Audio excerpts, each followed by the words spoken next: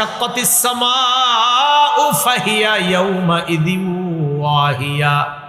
আল্লাহ বলেন আসমান ফেটে যাবে। ফাহিয়া ইয়াউমাইযিন ওয়াহিয়া, আসমানটা সেদিন জীর্ণ হয়ে যাবে।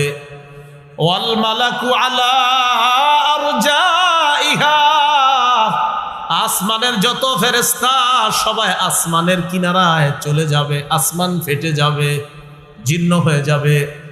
ওয়াহমিলু আরশা রাব্বিকা ফাওকাহুম ইয়াউমাইযিন সামানিয়া, সেদিন আপনার রবের আরশটা বহন করবে 8 জন ফেরেশতা।